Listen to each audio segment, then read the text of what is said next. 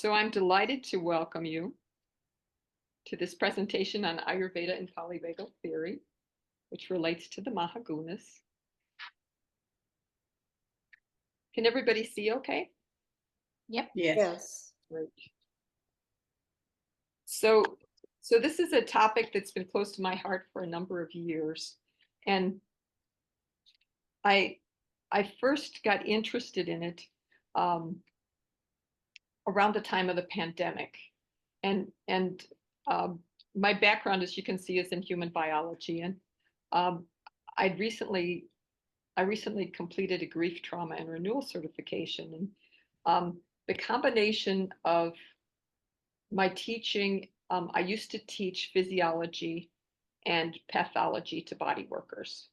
And that in combination with the master's in counseling and the grief trauma and renewal really drew my attention to polyvagal theory and how the nervous system and our conscious and unconscious awareness mesh, and how we can work with unexpected events in life.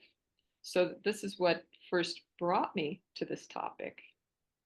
And our focus and exploration is that humans have within our biology the capacity to heal. And polyvagal theory very much communicates this. And we're working with different timelines here. The nervous systems that we have inside are the result of millions of years of evolution.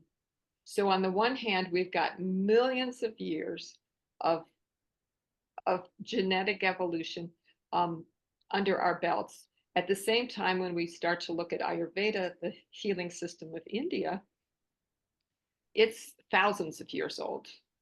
Then we look at the internet, which is less than 100 years old. And then we look at polyvagal theory, which is about 40 years old. So we have our millions and millions of years old nervous system interacting with one very ancient system, Ayurveda, and one very new system, polyvagal theory. And clearly the internet is where we're meeting now. So when I first, not so much when I first learned about polyvagal, but as the longer that I spent time with it, I realized that it did have this very positive message that we have the capacity to heal, and that capacity rests in our biology. From a traditional Western medicine point of view of the autonomic nervous system, the autonomic nervous system is the part of the nervous system that regulates our internal organs without conscious awareness. So it keeps us going without us having to pay attention. It has two subsystems in the traditional view. One is parasympathetic, which is relaxing, and the other is sympathetic, which is energizing. So there's these two systems that have been taught as balancing one another. Polyvagal theory view adds a third component. So while the sympathetic nervous system is in charge of our mobilizing responses, in polyvagal theory, the vagus nerves are the primary pathways of the parasympathetic nervous system, and yet they have two quite different functions. So the ventral vagal system, which we'll talk about quite a bit, is our relaxing, focusing, social connecting.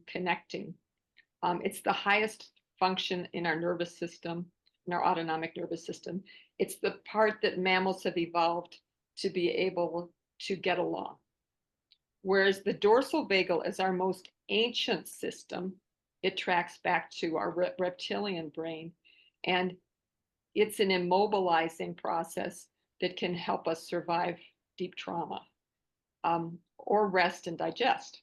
So Dr. Stephen Porges, when he did research back in the 80s on the vagus nerve with babies, he realized that there were these two very different systems happening that people really hadn't emphasized, that the vagus nerve had this upper part that was the ventral vagus and this lower part that was the dorsal vagus. And the vagus Both vagus nerves start in our brainstem, and it's actually a whole bundle of nerves. And the ventral vagal connects with our organs above the diaphragm. So when we're talking ventral vagal, it's face, lungs, head, neck, chest. It's everything above our diaphragm muscle. The other vagus nerve, the dorsal vagal, also starts in the brainstem, but then it goes down the back of our body and connects with organs below the diaphragm, affecting our gut and digestion and also other systems. Both the vagus nerve, ventral vagus and dorsal vagus, receive messages from our senses about our environment and send messages to the organs, all without our conscious awareness. Dr. Stephen Porges was the person that theorized that we shift physiological states to respond to changes in our environment related to these three parts of our autonomic nervous system. So again, the three primary states in polyvagal theory are ventral vagal, dorsal vagal, and sympathetic nervous systems.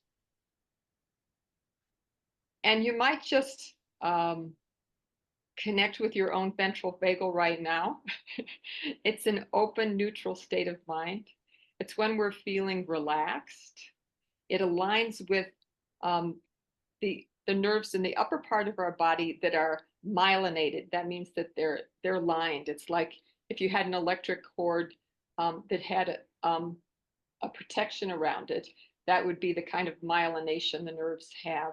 And so these are nerves that are lined and protected, and they occur above the diaphragm. They are there to help us connect. And we'll be talking more about how ventral vagal does this. Ventral vagal creates safety in the nervous system through healthy connections.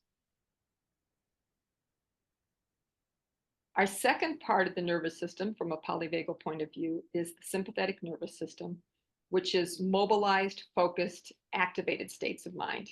When we need to get something done, when we're speeding up, when we feel restless, when we can't be quiet. Quiet is forget it, I've got to do something.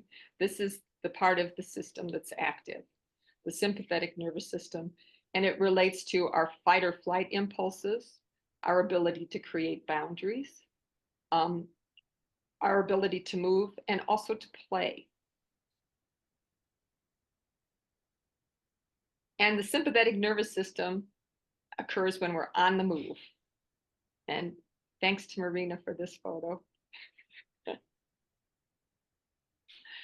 The third part of our autonomic nervous system in polyvagal is the dorsal vagal. And there are times when we need to stop. These are immobilized rest states. These are unmyelinated nerves they don't have the protection that the vagus nerves have. They're just nerves that connect with the organs below the diaphragm, and they have important regulatory functions and feedback related to digestion, elimination, urination, and reproduction. And so the dorsal vagal part of the system relates to rest and digest, feed and breed, sleep, and slowing down. Dorsal vagal, we're at rest.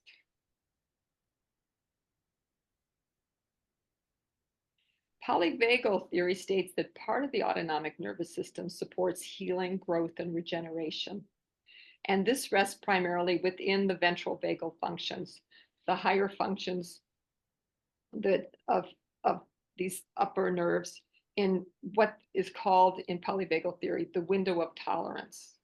When we're in our window of tolerance, we're in a state in which our nervous system is comfortable with what's going on, and it feels like it can handle it well. Healing happens within the safe range of the autonomic nervous system. In fact, we need to feel safe in order to heal. Shifting gears a little bit, the polyvagal theory related to trauma looks at how there's two different evolutionary ways that mammals defend ourselves. One is the ancient reptilian brain, which is the dorsal vagal, where we'll just literally, the nervous system shuts down. The body passes out, plays dead, just shuts down completely. The other way we defend ourselves is through our sympathetic nervous system, which will engage in fight or flight. Both of these defense systems are unconscious biological responses. The dorsal vagus goes back 500 million years. And this is a horny toad here in New Mexico. And it's rare to see a horny toad these days. This picture I was excited to receive. And you can see that the horny toad is uniquely, in terms of hiding, disappearing, immobilizing, that like if that horny toad just freezes, it's going to be safer than it does anything else. And so this is the part of our brain that comes from our ancient reptile past. Also, horny toads are very sacred here to multiple tribes in the Southwest. On the other side of things, we've got fight or flight, the predator. This is a booted eagle from Greece. And we can either fight or we can flee. Both of these defense systems are unconscious biological responses, and yet they can get triggered in day-to-day life. And I think I'm just going to come back for a minute here. In terms of these two ways that we respond to trauma and the fact that they're unconscious, Stephen Porges, Dr. Porges himself told this excellent story where he was he was about to have his first MRI, and he was really excited. It was like he was curious, as a neurologist, as someone who worked with the neurological system, he was really interested in what this was going to be about. And he felt all ready. They wheeled him into the machine. And as it got to the place where his head was about to go into this space, he said, wait, I think I need a glass of water. And so they were kind, and they wheeled him out and they gave him the glass of water. And he said, okay, I think I'm ready now. And so they started to slide his body back in, and he just totally freaked out. His sympathetic nervous system on an unconscious level just totally activated and wanted to get out of there no matter what. And so he didn't have the MRI. That there's times when these unconscious systems kick in where we'll go numb, or we'll run, or we'll fight, and they really aren't under our conscious control. That's part of our ancient biology. So while we need these to escape danger, we can get stuck in chronic, repetitive responses in everyday life when we're not in mortal danger. And the research indicates that this can wear us down and create poor health outcomes. Porges states that the more evolved ventral vagal system can provide a moderating influence on the dorsal vagus and the sympathetic parts, steering us away from defensive stances when we don't need them. So those systems are there to protect us when we do need them, and yet the ventral vagal is there to moderate so that we don't necessarily shut down or run when we don't want to. So ventral vagal is only 200 million years old. It came in with mammals. And again, it's about social connection, connecting to create safety, and also moving into our deepest neutral core. Conscious healing responses. When challenging states arise, the ventral vagal is there to potentially calm extreme responses from the dorsal vagus and the sympathetic nervous systems. With awareness, we can work with our bodily responses in ways that help us move more into healing states, ventral vagus. Years ago, I was um, really impressed with the work of psychiatrist Judith Herman, who wrote a cool book a long time ago called Trauma and Recovery. And in that, she observed that in terms of recovering from trauma, one of the first steps in healing is self-care. Not telling our story, but self-care. And Ayurveda, with its focus on self-care, offers many resources for working with polyvagal theory and also trauma. Ayurveda and the Mahagunas, for people who are listening on YouTube who aren't familiar with Ayurveda, Ayurveda is a 5,000-year-old system of healing from India, and it has many different components. And one key component that in the ancient system, it describes how our mind has 3 different qualities. And these qualities are called Mahagunas, like the great qualities.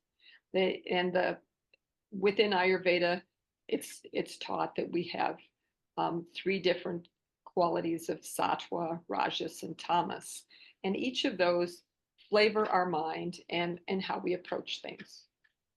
And Sattva is a relaxed, calm, centered, soothing, neutral state. It's our most evolved mental state. And ventral vagus states definitely support Sattva. Rajas is mobile, warm, assertive, restless. Sympathetic nervous system activated in this state is associated with Rajas. So it's really interesting how these 3 mesh. Tamas being a mobilizing, constricting, sometimes pessimistic, most set in its ways, can more easily shut down, is akin to the function of the dorsal vagus state. And so Sattva is open, Rajas is mobilizing, Tamas is immobilizing. So these ancient qualities that were described thousands of years ago are just now being identified in human psychology and neuroscience in terms of polyvagal theory. As I was getting excited about this, there were other folks in Ayurveda and yoga that were also noticing this correspondence. And Joanne Lutz has written a great book in the last couple of years. She's an integral yoga therapist who wrote Trauma Healing in the Yoga Zone. And she associates Sattva with ventral vagal. And rather than calling it the window of tolerance, she calls it the yoga zone, getting safe in the yoga zone. But so Sattva, we have qualities of contentment. We're in the present, safely in the present moment. Our nervous system feels regulated. She associates Rajas with the over-aroused sympathetic nervous system, and she associates Tamas with the under-aroused parasympathetic nervous system, the dorsal vagal. And I was so excited to see this chart and have it replicated because it was such I started noticing in my practice that I would be thinking like, okay, how do we get this person into this zone, into the safe yoga zone?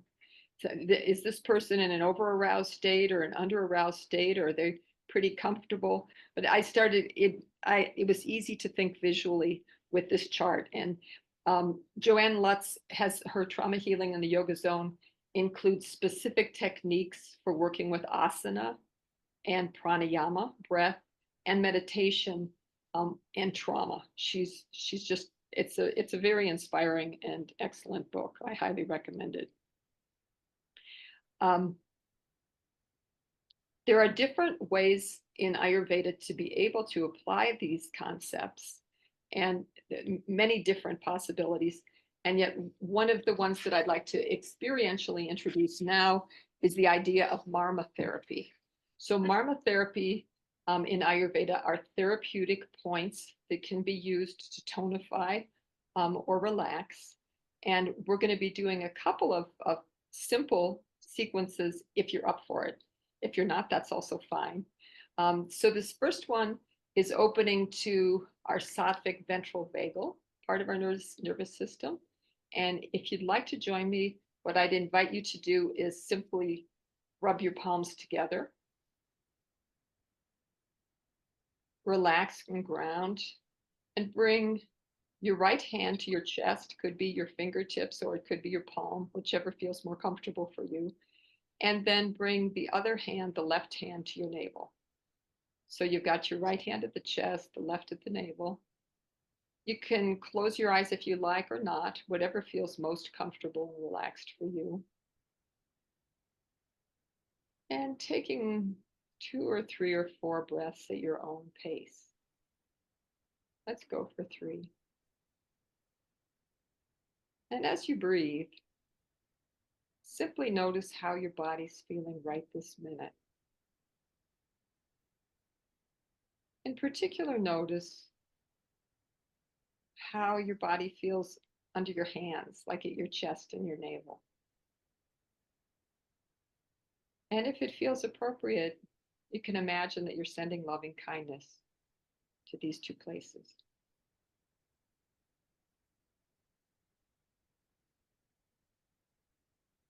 Notice how you feel in this moment.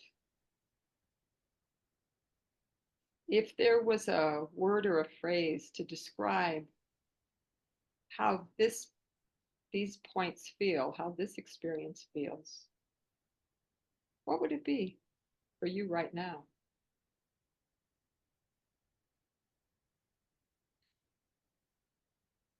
Taking one more breath and coming back to the Zoom room.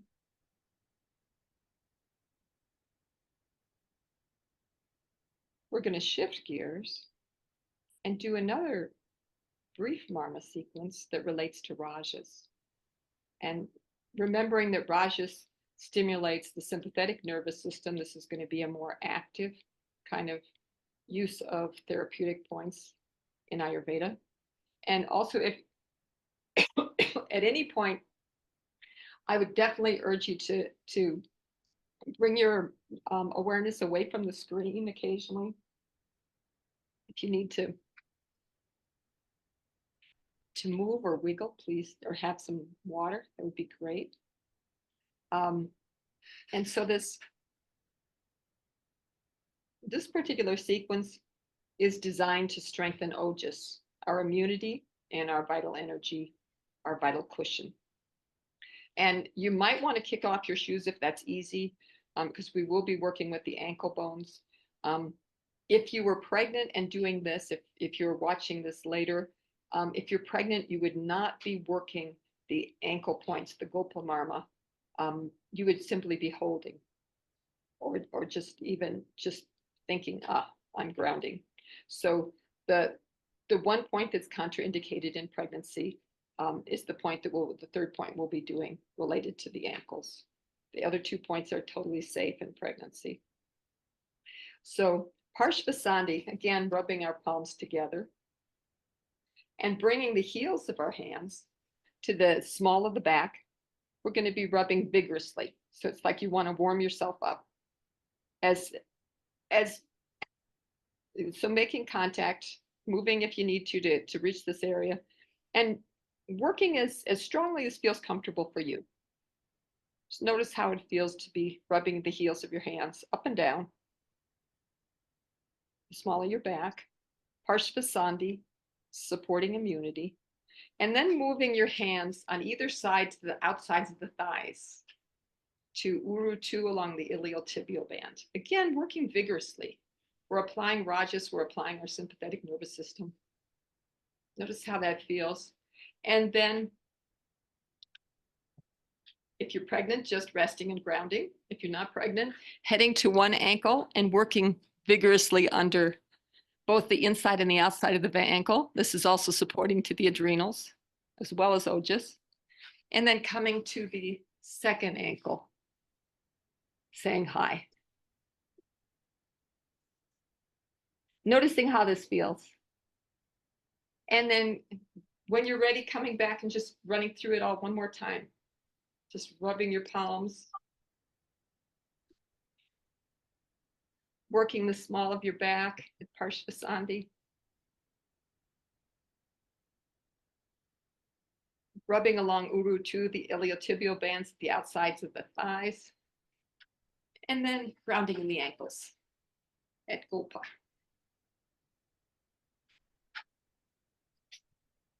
I want to thank Dr. Vasant Lad and David Frawley for mentoring me in marma. It's been really a constant joy for many years. So notice again how you feel. Just like if there was a word or a phrase to describe how you're feeling now, what would that be?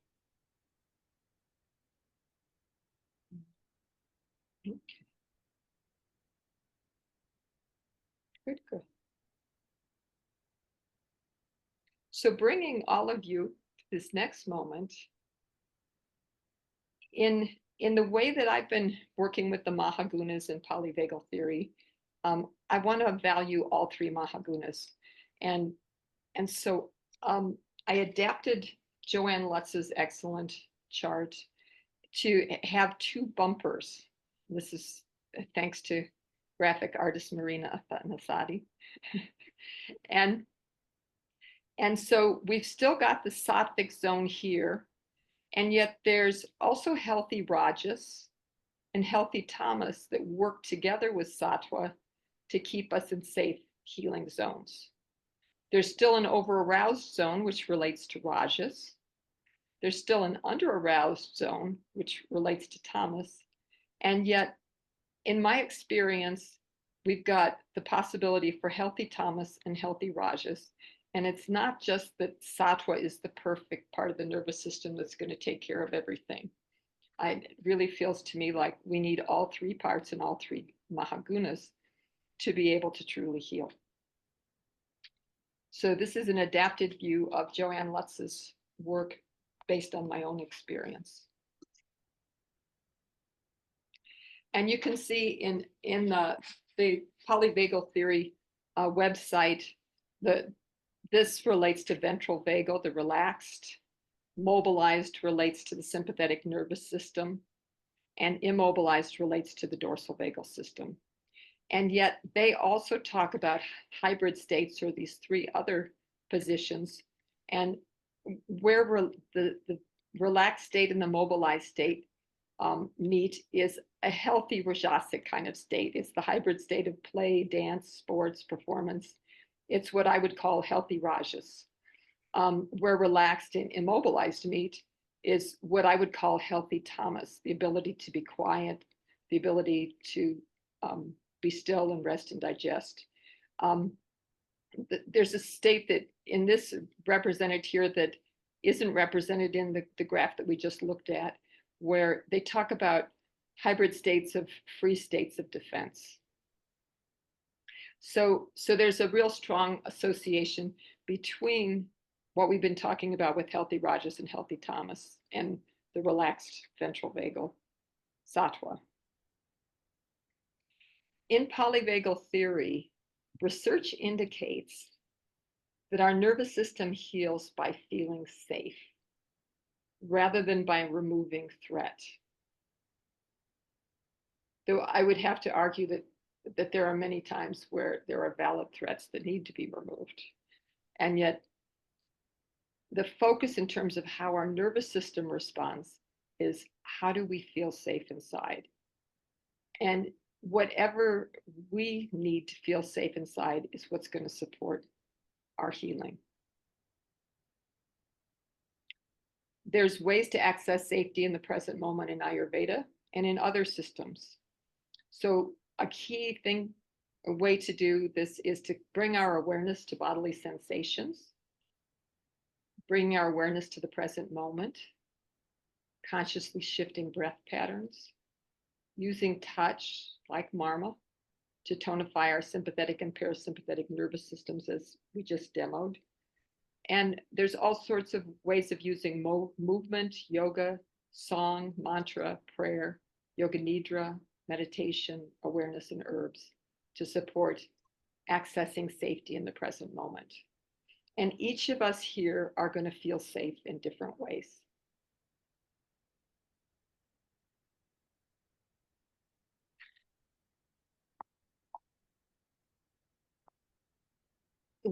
There's a number of different ways that the ventral vagus nerve uses signals to connect and engage. And these are specifically related to ventral vagus and sattva. So there's eye contact, there's soothing voice, there's facial expressions, there's humming, there's deep breathing, there's laughing. And this isn't just humans, it's also mammals. You know, the mammals will use all these different ways of connecting to get safe. Eye contact is an example of sattvic ventral vagus engagement. And if you think about how you use your eyes, or what it feels like to walk into a room and be met with a smile and someone looking directly at you, this is Dr. Vasant Lad, one of the masters of Ayurveda and a person I deeply appreciate. But if you notice that, you know, if you're to walk into a room and someone smiles at you kindly, how that feels. Whereas opposed, if you're to walk into a room and someone looks away, or if someone looks down. So our eyes do a lot of communicating of what part of the nervous system is active, and also whether we're willing to connect. You think about times where, as a woman, if you were on a street and a man was approaching, I might almost for sure look down or away. I wouldn't be wanting to create connection with a stranger necessarily. So eye contact can be used as a way to create safety, both in terms of connecting and also not connecting.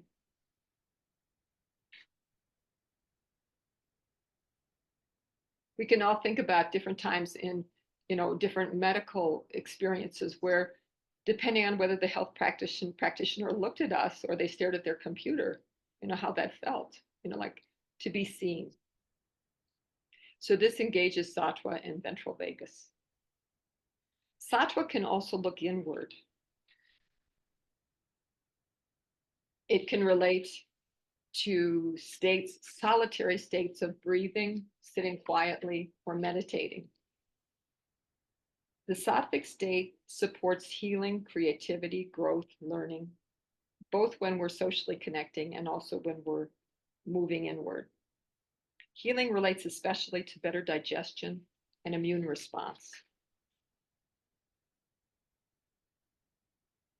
Going to the broader healthy rajas and healthy tamas that work with healing sattva, I thought about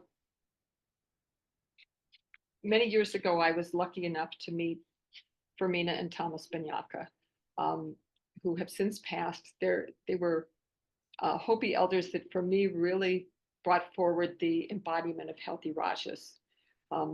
They were clear about their boundaries. They fought against Peabody coal to protect their tribe and also the land. And they integrated their own sacred practices in terms of their political action. And I really felt that they were both very smart, to the point kind of folks who didn't, Fermina especially, didn't suffer fools easily. And they just really mobilized all their resources to protect their people and their land. This is from a vision board. We're going to get to see the more of the vision board, thanks to my colleague Andrea Perry. Healthy rajas relates to engaging movement, and there's all sorts of ways that we can use movement as a way to heal. I was at a workshop, a webinar this week, where they were talking about how exercise improves our hormonal balance, which really blew my mind. I knew that already it reduced, you know, cholesterol, triglyceride, blood pressure. You know, it reduces our risk of breast cancer or stroke. And yet, in looking at women in the reproductive age, they found that the women who exercised enough, but not too much, actually had better androgen levels, better egg quality, and also were more likely to ovulate on a regular basis. So exercise and healthy rajas are a huge part of supporting healing. Healthy Rajas also relates, an example of healthy Rajas would be engaging in mantra. And again, this is, I just, I really appreciate the, this image. It's an Om, and there are times where it's difficult to be, to me, it feels like this is, it's letting us connect with using mantra to be able to engage healing. And there was a time in my own life where I found that the White Tara mantras, if I had the enough energy to be able to do White Tara mantras, I would clear depressed states. So to me, this is a really positive evocation of how we can use mantra in an active way. It's also in the Swarupa Yoga tradition. This actually, I got the idea of this from Guru Mai, because it was, she talked about how engaging mantra was a healthy rajas. Creativity, working in ways that bring all of us forward. Again, this is a vision board from yoga teacher Andrea Lights Perry, my colleague and friend. And just the huge amount of energy that can be used to look both at the challenging side of things. And unfortunately, that you can't, let's see, the part I didn't get here is this says, this side is looking at the side that depletes, battery dead. This is the side power up. There's a huge Shiva here. There's an I am here. And the whole idea of being able to express ourselves creatively, mobilizing healthy rajas in ways that we can heal. Moving to healthy tamas. When you're tired, it's important to rest.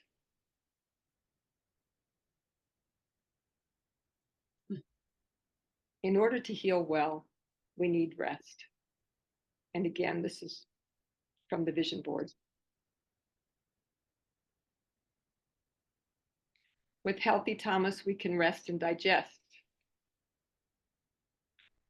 Colleague Marina Athanasadi, enjoying a buckwheat pancake. Healthy tamas is one support for sleeping well. And this is a way to harmonize the autonomic nervous system through breath. And I learned this in a Pranayama Unlocked course from Gary Kraftsow. And if we wake up in the middle of the night and have a hard time going back to sleep, oftentimes it's because our breath is disturbed. The pattern of the rhythm of our breath is disturbed. And I would like to invite you, if you're up for it, to just, this is one way to invite an over-aroused rajas to healthy sattva or tamas. So you start counting your breath where you are. You gently start expanding the count of the exhale. So say we're inhaling to a count of 6 and exhaling to a count of 6. Begin to relax and count your own breath. Exhaling. Inhaling. Exhaling.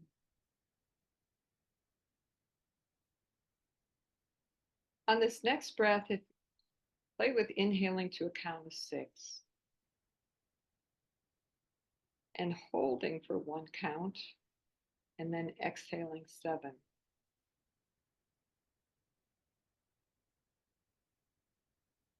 Repeat that again. Inhaling to a count of 6. Holding for 1. Exhaling 7.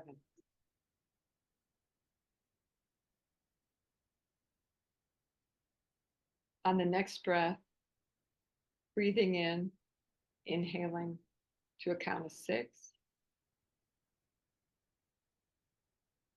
Holding 2. Exhaling 8, if that feels comfortable to you.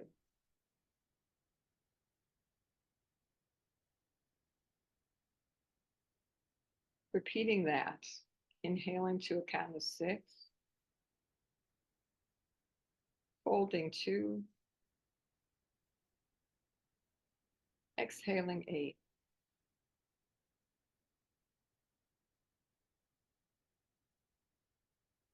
Moving to inhaling to a count of 6,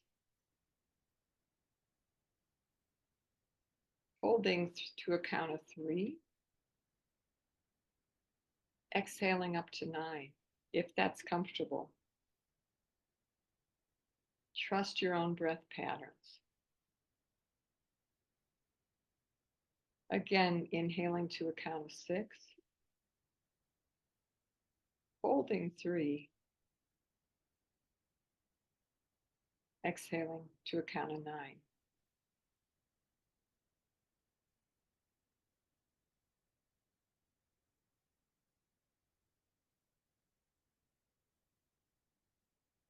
Inhaling to a count of 6, holding up to a count of 4, exhaling count of 10.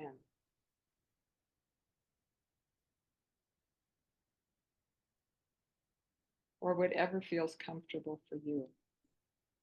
Repeating that one last time if it's comfortable. Inhaling to a count of 6, holding 4, exhaling 10.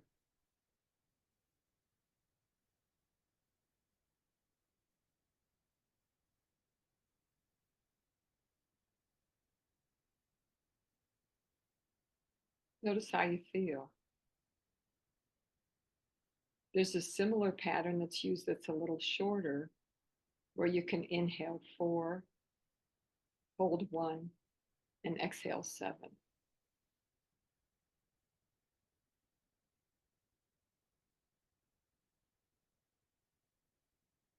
So this is particularly used anytime we want to evoke a slowing down, healthy Tamas, healthy Sattva.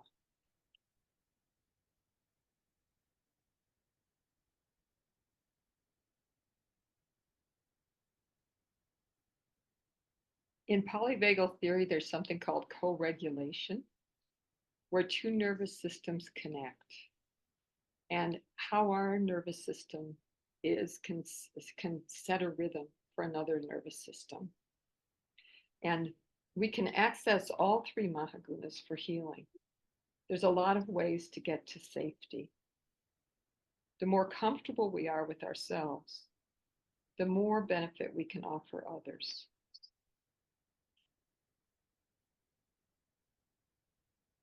From a therapist's perspective, applying polyvagal theory means we can look, we can listen, and we can witness. With Sattva, we have openness free of fixation. We work on dropping our judgments and simply letting things be. With Rajas, we're holding with boundaries, being open to play.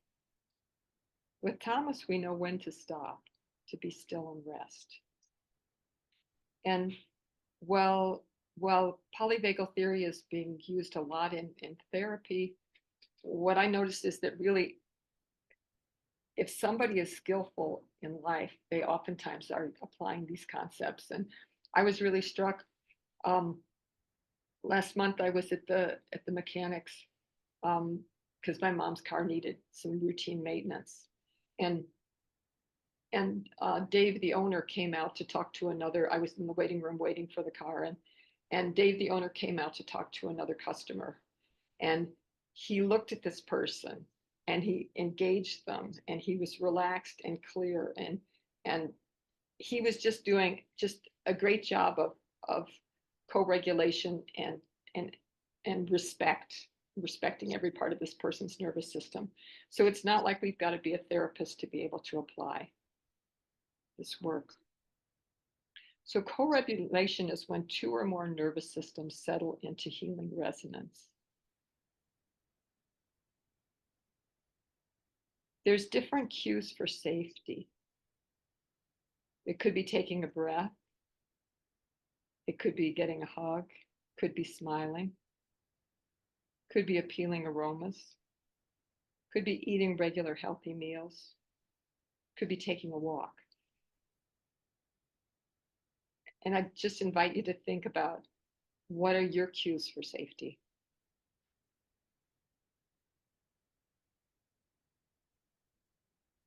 And maybe before we review, I think I just invite you to maybe, if you're up for it, if you need to stretch or move, to do that. Mm, mm, mm, mm, mm. Yeah, yeah. Looking away from the screen for a moment. So to review, relaxed ventral vagus relates to the most evolved part of our parasympathetic nervous system, the ventral vagus, and Sattva. The mobilized sympathetic nervous system relates to Rajas, and the immobilized dorsal vagal parasympathetic nervous system can be associated with Tamas. And it might take a very brief moment here to rest and digest with a couple of marmani. If you feel like it, you can bring your right fingertips to the center of your forehead, to the ajna marma point, your left hand to the navel. And as you breathe, inviting yourself to digest these concepts as well as this experience, knowing that whatever you need to say or do is a part of what can come.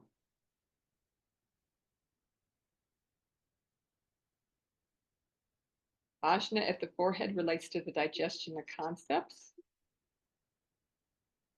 Nabi at the navel relates to the digestion of food. Pairing these, we're inviting ourselves to digest this experience in ways that work for us.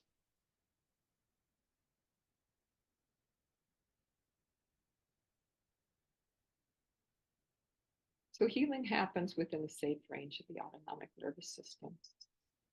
Coming back into this present moment when you're ready.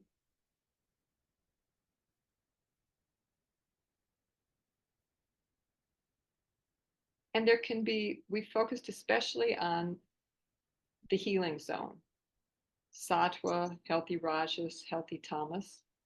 And yet there are definitely over-aroused and under-aroused states. And in the over-aroused states, like over-aroused Rajas, we can feel jumpy, anxious, fearful, on edge, hyper alert. Our adrenaline is flowing, our blood pressure tends to go up, we get ready to move.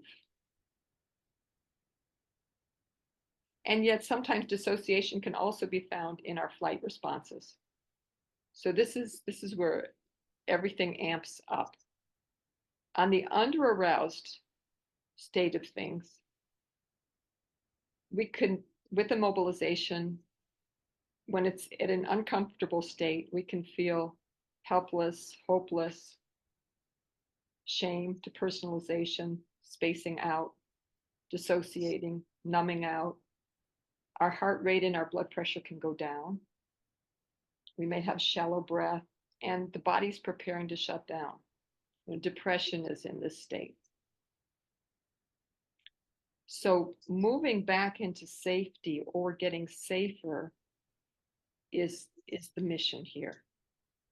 So there are times we're going to move into over-aroused states, other times when we move into under-aroused states.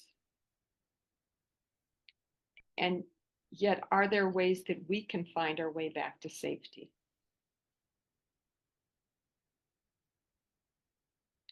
Stress and addictive tendencies can lead to over-arousal or under-arousal.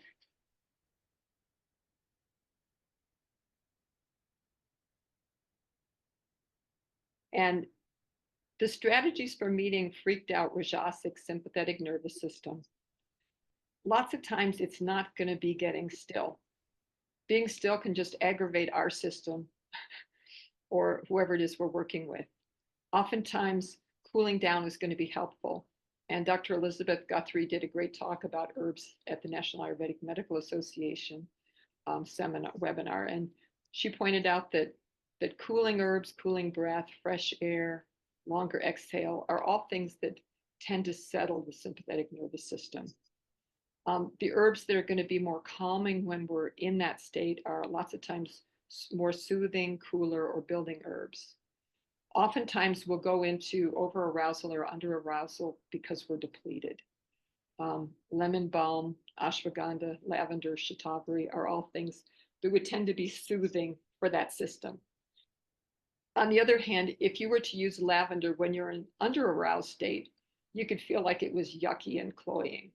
So it really depends on where you're at and what you need. It's important to meet your own needs, or if it's another person, in terms of rhythm and pacing. The person may not be up for talking it out. They might want to walk it out, or talking it out as they walk it out could be the story. If we sidestep judgment, we're less likely to aggravate rajas further.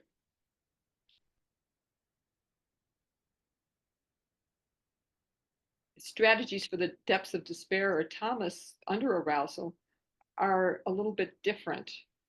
We're more likely to use a warming, faster breath like Kapalabhati, or a breath if you're working with someone other than yourself, one that your friend is willing to join you in. Warmer or enlivening herbs like ginger, cinnamon, cardamom, brahmi, bacopa, herbs to support Agni. Tulsi is a nice one because it's a warming adaptogen that can invite the system into healthy tamas and toward ventral vagus.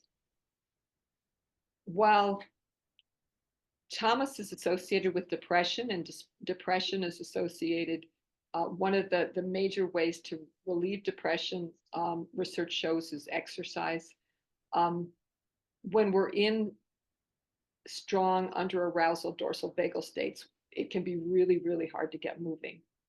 And so sometimes micro movements under the covers may be the most that somebody can do.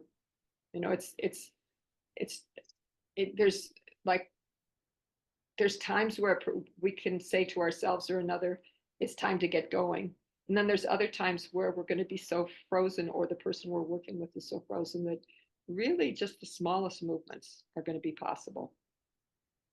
Here, the thing that can really trigger under arousal is anything that implies that it's all hopeless, that this is just the way it is. So to sidestep those kinds of attitudes. Moving into safety or getting safer, we've got three kind of key ingredients: autonomy, connection, and embodiment. And autonomy is the capacity to make an informed, uncoerced choice or decision. When we're young, our choices can be limited. We may not be given many opportunities to know how it is we feel, or who we are, or what we want.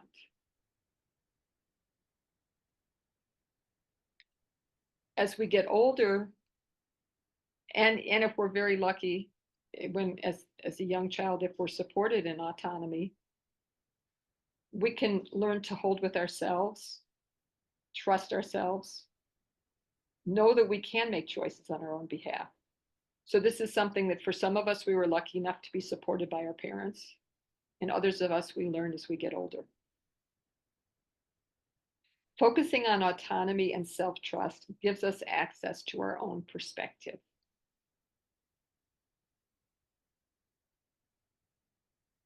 Healthy connections are the next ingredient in terms of safety. Relationships that provide emotional support and trust. Healthy connections go beyond mere presence. They're the foundation of our emotional support system, influencing our mental health, personal growth, and overall happiness. The essence of these connections lies not in how often we interact, but in the depth and quality of our interactions. And this is from a quote from intelligentchange.com, which I just really appreciated.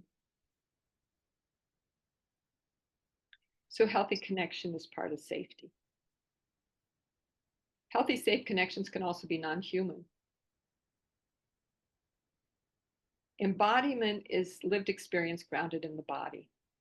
And I was kind of shocked last week. I was in the midst of a difficult place, and I was working with my therapist, and I was about to kind of get into my head.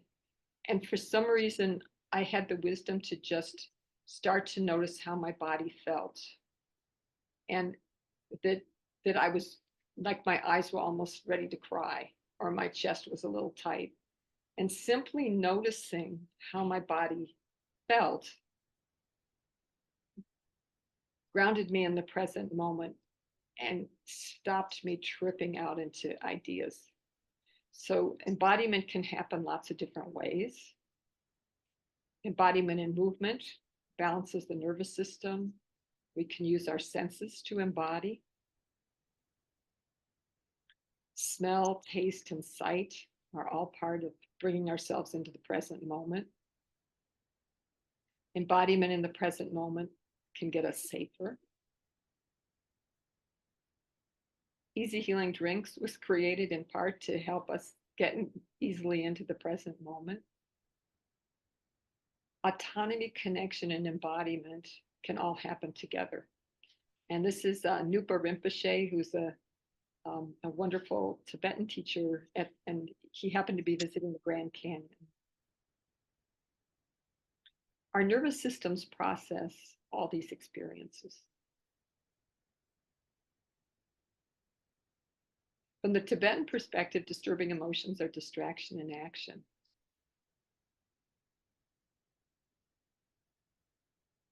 Awareness, bringing knowledge, perception, or focus into the present moment, is part of how we move into the healing zones. As we come to the end of this talk, I read an article about polyvagal theory from Deborah King in Yoga Therapy Today last winter, which was very powerful to me. It was When Safety is a Privilege, Not a Choice. Yoga therapy with survivors of intimate partner violence. And she pointed out that 1 in 3 women and 1 in 4 men report relational abuse of some kind.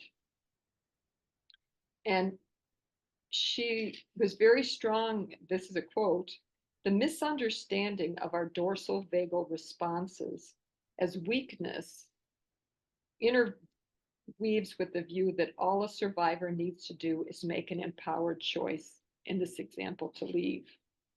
Regardless of being physically inside or outside an abusive relationship, survivors are in an active state of survival in relationship to a power differential. And it's important to honor the choices that are made, whether a person in that situation." So that our loved ones, if we're in a practice, the folks we work with, there's a high chance that we're going to be working with folks who have had intimate partner violence or other sorts of traumatic experiences. And in those situations, stillness can be scary. Inviting someone to Sattva may be too hard. Thinking about safer or safe enough rather than safe or perfectly safe is important.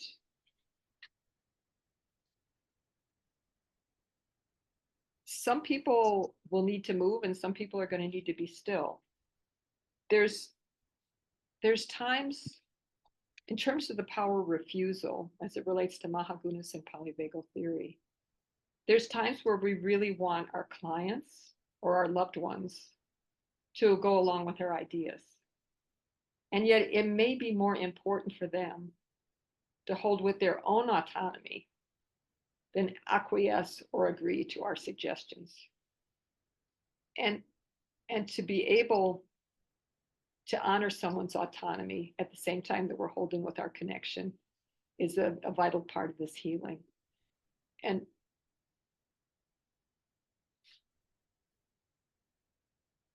in this regard, Rosa Parks, in her autobiography, wrote about the key moment in 1955 where she refused to give up her seat on the bus to a white man.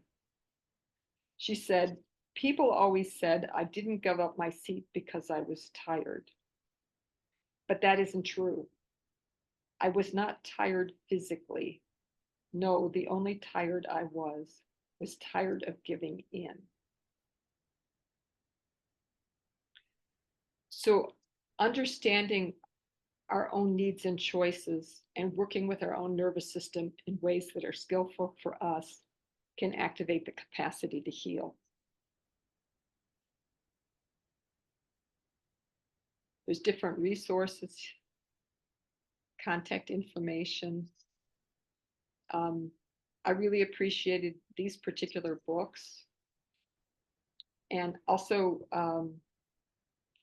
Wendy turned me on to Deb Dana's blog about polyvagal in psychotherapy. The Pocket Guide to Polyvagal is an excellent summary of Dr. Borges's work. Trauma Healing in this Yoga Zone we've talked about. The Deepest Well is it's just a very powerful book around childhood adversity and healing. Emergent Strategy is more of a political approach.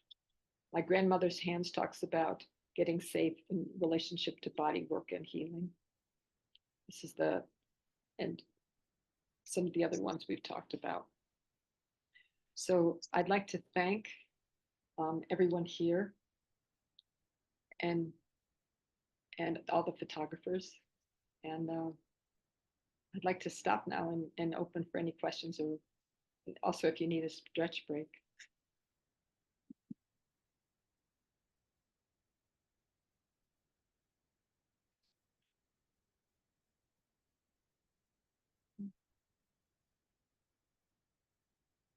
Should we take a little, like a 2-minute break here?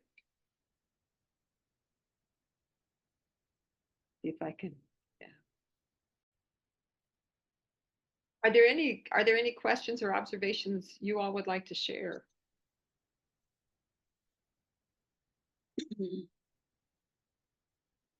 It was just very informative. And I've heard, the discussion about polyvagal theory and the Mahagunas before. And so I did get more information. So from a different, I won't say a different perspective, but just a more enhanced understanding of what I already know. So being able to go deeper into what you already know. Yes. Yeah.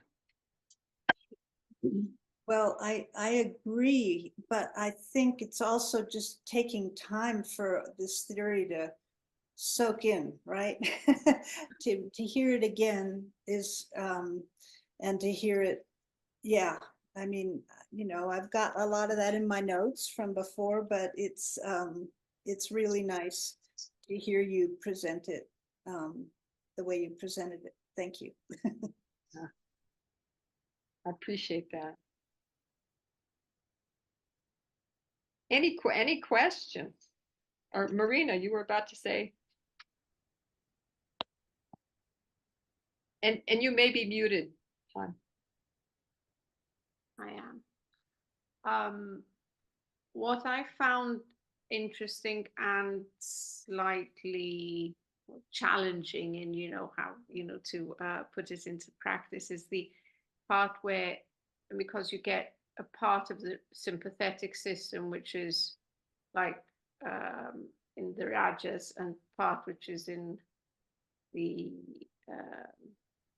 not sattva, but you get, it's two different reactions of the sympathetic system. Whereas, you get of the parasympathetic system, sorry. Yeah, sorry. So that is, to me, the just obviously it goes to a deeper level of where to the differences are, especially when you're working with yourself or whether you're working with a client. But I think that would, I'd need to go into it deeper and study it more, because I haven't really done very much regarding the polyvagal apart from what we've done together. Marina, when you say that, it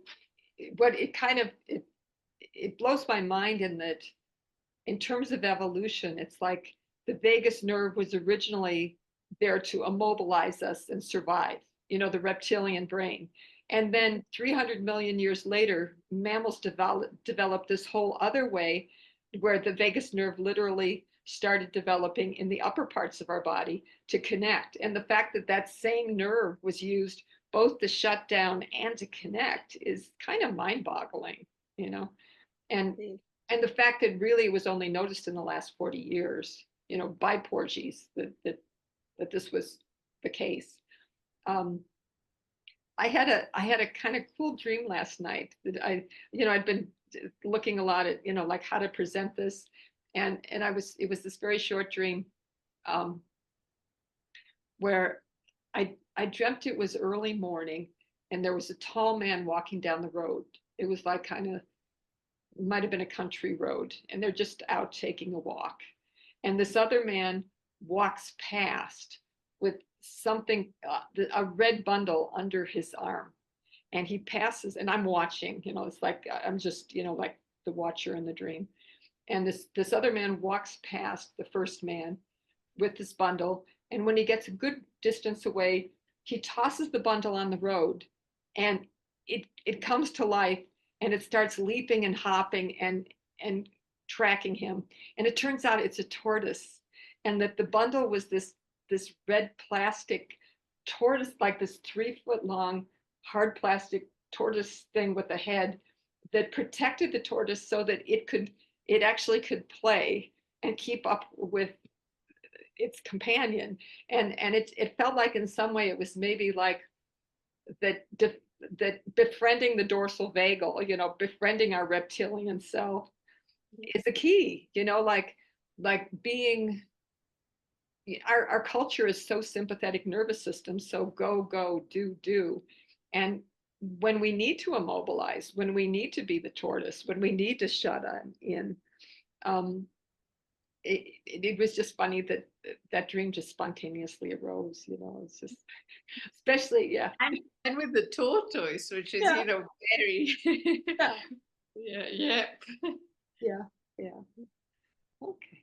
Well, great. I really appreciate you all coming. Any other questions or observations before we close today? I just wanted to say I like the way you presented it. I hadn't gotten that understanding before, where you were saying that of the ventral was the moderator, and then it's like versus the sympathetic and dorsal. Yeah. And one is mobilizing, the other is immobilizing. I think that's a simplified way of looking at it. I think it's a way of looking at it in examining, well, where, like, just a way of looking at the yogas, the diagrams, it's just very simple. It's like the moderator is ventral, and then you have the sympathetic and the dorsal. And so now, are you regulated, between the two? And then the ventrals part, well, what can I do to regulate it? So I like that.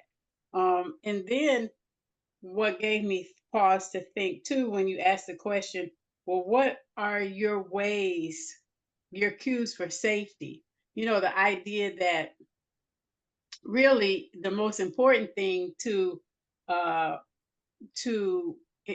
reinforce the ventrals, or to act, to give support to the ventral, is to be safe, and so how do you get safe? When you feel you're out of sorts, okay, what do I do? I'm not feeling safe. So what can I do? and immediately I wrote soften. Just soften. Whatever tool it takes, I need to just soften. That's kind of my word, soften. Yeah, you're making a great point, Andrea, where there's parts of both the dorsal vagal and the sympathetic that are totally unconscious. And so the ventral vagal is that conscious moderator that can help us get safe. Yeah. And then that's where awareness comes in too, to be aware, because that's where the ventral is, where am I, Exactly. What's interesting now that you're saying these things, it's like, the ventral is there not only to communicate to others, but to communicate to ourselves what is happening without our interference, really. Yeah. Exactly. Communicator. Yeah. I think like in polyvagal, they really emphasize how ventral vagal is around social connection. And yet Ayurveda adds this whole other dimension in terms of Sattva and the inner relationships and the inner connections. And that was another thing that I didn't get until today, the importance of connection. You've always said, okay, connect, and just the importance role that connection plays, because that's ventral. Yeah, exactly. And the difference between knowing you've got an ally in the room and not, yeah. So thank you. It's very fruitful. Thank you all for coming. What I'd like to do is, what I'd love to do is stop the recording, and then if we could just hang out a little, if you've got a few minutes. So I just want to thank everyone who's participated, and we're good at it.